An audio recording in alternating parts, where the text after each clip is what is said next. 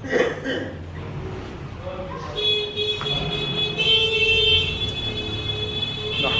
ونصلي على رسوله الكريم اما بعد بسم الله الرحمن الرحيم اللهم طهر قلبي من النفاق وعملي من الرياء ولساني من الكذب وعيني من الخيانة فإنك تعلم خائنة الأعين وما تخفي الصدور قال النبي صلى الله عليه وسلم الشعبان شهري ورمضان شهر الله أو كما قال عليه السلام۔ عزیزان گرامی، گزشتہ 2 جمعوں سے اذان کی ابتدا، اس کا نزول حکم، اذان کے فضائل، جواب دینے والوں کا مقام کیا،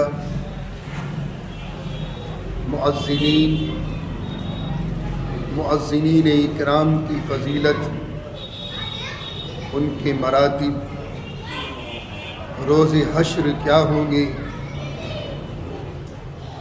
امام اور مؤذن دونوں کے مقامات کیا ہیں، یہ تمام تفصیلات گزشتہ جمعوں سے درس جمعے میں آپ حضرات کے سامنے آ رہی تھی۔ پچھلے جمعے کو آخر میں ایک حدیث میں نے آپ حضرات کے سامنے کوٹ کی تھی،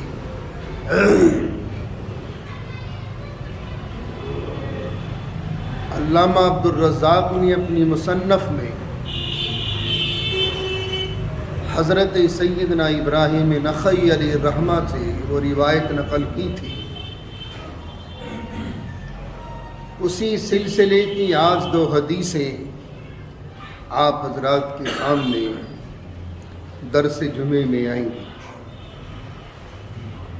بنیادی چیز یہ ذہن میں رکھیں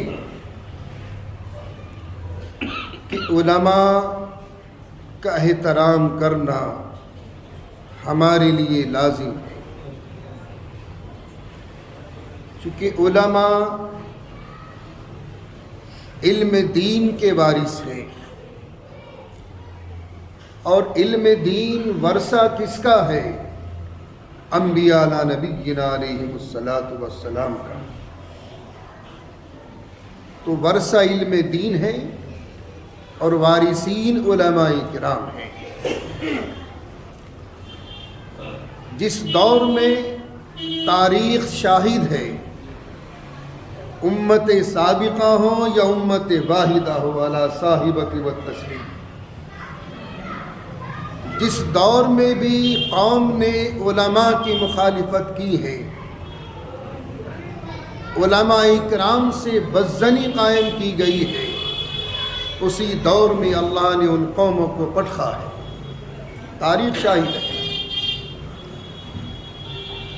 جس دور میں، جس صدی میں ہم آج گھٹ گھٹ کر سانس لے رہے ہیں، ایک گروپ ایسا تیار کیا جا رہا ہے اعداء اسلام کی طرف سے کہ وہ ہمیشہ علماء کی مخالفت، علماء سے بدظنی، علماء سے بدگمانیاں، یا ان کا نیچر ہے۔ اب سنیے علماء کا مقام کیا ہے۔ سیدنا حضرت عثمان بن عفان رضی اللہ تعالی عنہ، آپ جانتے ہیں کون سی شخصیت ہے؟ ذو النورین کا جن کو خطاب مل گیا،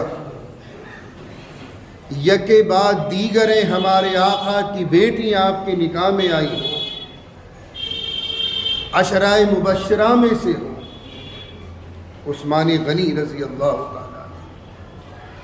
یہ اس حدیث پاک کے راوی ہیں۔ خلفائے اربعہ سے حدیثیں تو بہت کم نقل ہیں، لیکن جو ہیں وہ بہت امپورٹنٹ ہیں، جو بھی ہیں۔ حضرت سیدنا عثمان غنی رضی اللہ تعالیٰ عنہ اس حدیث پاک کے راوی ہیں۔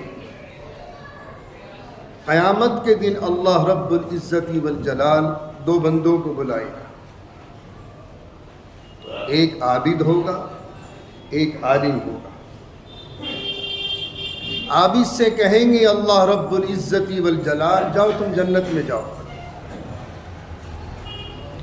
اس کی عبادتیں اس کی ذات تک محدود تھی، اس سے کسی دوسروں کو فائدہ نہیں پہنچا۔ وہ تہجد بھی پڑھیا، اشراق بھی پڑھیا، چاش بھی، اوابین بھی، ذکر بھی، تلاوت بھی، غرض کے ساری زندگی اس نے عبادت میں گزاری،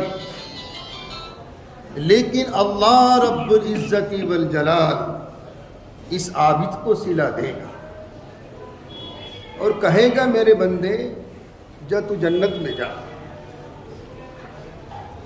اس عالم سے کہیں گے اللہ رب العزت والجلال قیامت کے دن رک جا اور میرے گنہگار بندوں کی شفاعت کر، میری عزت کی قسم میں تیری شفاعت کو قبول کروں گا۔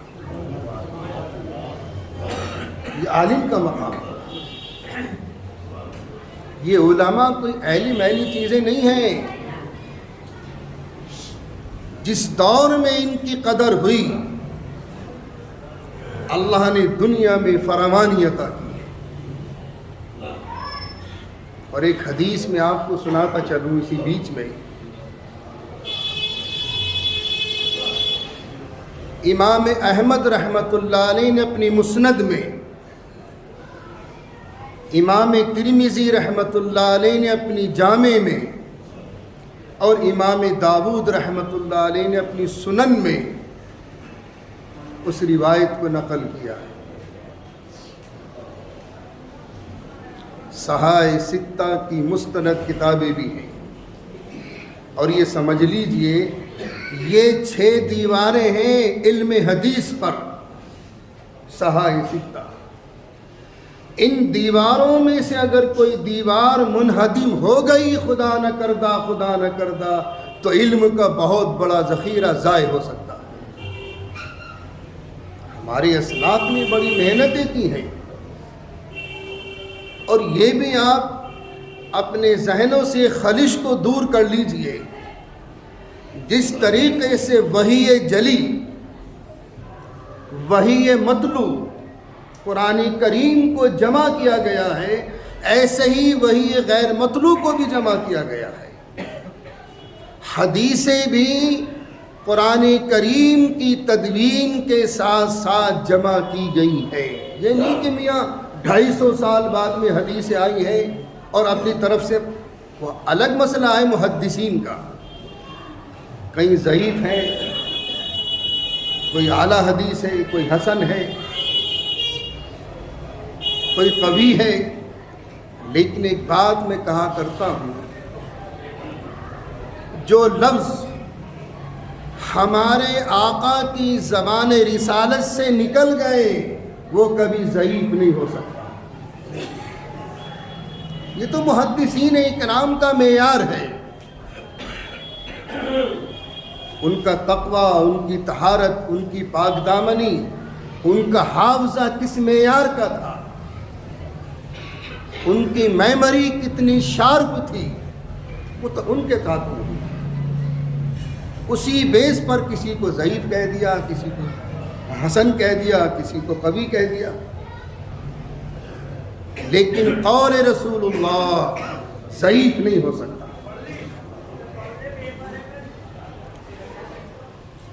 حضرت سیدنا ابو دردہ رضی اللہ تعالیٰ عنہ اس حدیث پاک کے راوی ہیں، بہت بڑے صحابہ کی جماعت میں ان کا شمار ہوتا ہے، اور محدثین میں بھی صف اول میں ان کا شمار ہے۔ دمشق کی جامع مسجد میں درس دے رہے تھے۔ ایک شخص آئے اور فرمایا حضرت میں مدینہ منورہ سے زادہ اللہ شرفا و تعظیما و تکریما یہ حدیث سننے کے لیے آپ کی خدمت میں آیا۔ اس بیچ میں میرا کوئی اور تعلق نہیں، کوئی میرا بزنس کا تعلق نہیں، کوئی تجارت کا تعلق نہیں، کہیں مجھے کوئی اپنی رقم کا انویسٹ نہیں کرنی، میں صرف حدیث سننے کے لیے آیا۔ وہ حدیث سنا دے جو علماء کے فضائل میں آپ نے حضور سے سنی ہے۔ ارشاد فرمایا جب یہ طالب علم دین کے حاصل کرنے کی نیت سے نکلتا ہے، آپ جمعے میں تشریف لاتے ہیں، درس جمعہ سننے کے لیے آتے ہیں، آپ بھی طالب علم ہیں، کوئی دین کی بات ہمارے پلے پڑ جائے اور میں بھی طالب علم ہوں۔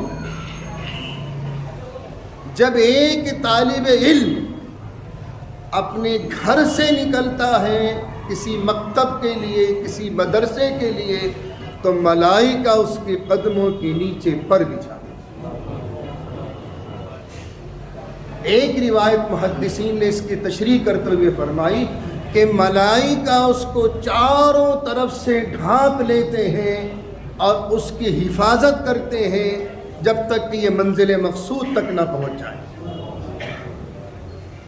اور آگے ارشاد فرمایا کہ جتنے لہو من فی السماوات والارض، جو کچھ زمینوں اور آسمانوں میں ہے، جتنی مخلوق بھی ہے، آسمان سے لے کر زمین تک اور اس فضاؤں میں، یہاں سے لے کے سمندروں تک، پہاڑوں تک، درختوں تک جتنی مخلوقات ہیں وہ تمام کی تمام اس طالب علم کے لیے دعائے مغفرت کرتی رہتی۔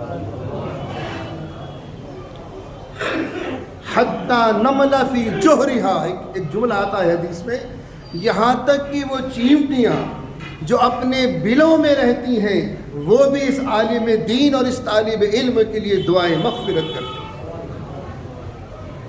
اور آگے ارشاد فرمایا آقا نے، زمین کے اندر جتنی پیداوار ہوتی ہے، کھیت کھلیان، باغات میں پھل فروٹس جو بھی پیدا ہوتے ہیں، کھیت کھلیانوں میں، اس زمینوں میں یہ ہریالی جو ہے، یہ لہلہانہ فصلوں کا، یہ تمام کی تمام برکت ہے علماء دین کی۔ یہ نہ ہو تو سمندروں میں رہنے والی مخلوقات بھی مر جائیں۔ یہ ساری حیات اس کائنات کی یہ علماء کرام کی وجود پر قائم ہے۔ اگلی حدیث ذہن نشی فرما لیں۔ اس حدیث پاک کے راوی حضرت سیدنا عبداللہ بن عمر رضی اللہ تعالیٰ عنہما کی ذات بابرکت ہے، بہت معتبر روایت ہے۔ کل قیامت کی دن اللہ رب العزت والجلال ایک عالم کو بلائے گا اور ارشاد باری ہوگا، میرے بندے جتنے تیرے شاگرد ہیں، جتنے بھی تیرے شاگرد ہیں، سب کی شفاعت کر، میں تیری شفاعت کو قبول کروں گا۔ اور ارشاد باری ہوگا، میرے بندے اگر تیرے شاگرد زوئے زمین پر اتنے ہیں جتنے کہ آسمانوں میں ستاروں کی تعداد، تو سب کی سفارش کر، میری عزت کی قسم میں تیری شفاعت کو قبول کروں۔ یہ ہے علماء کا مرتبہ۔ ایک حدیث میں آتا ہے کہ ایک عالم دین کو دیکھ لینا 100 برس نفل عبادت سے افضل ہے۔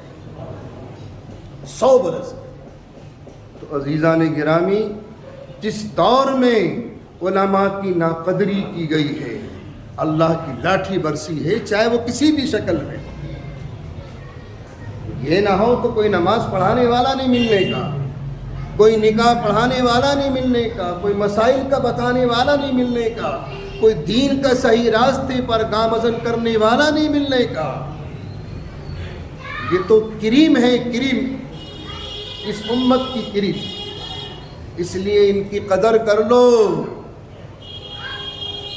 ورنہ تو فیصلہ ہے نبی کا، کما تکونون یعمر علیکم، جیسے تمہارے اعمال ہوں گے ویسے اللہ تعالی حاکموں کو مسلط کر دے گا۔ اس لیے میرا ایک کہنا ہے، ایک ہو جاؤ اور نیک ہو جاؤ، بیڑا پار۔ انشاءاللہ باقی تفصیل آئندہ جمعے کو۔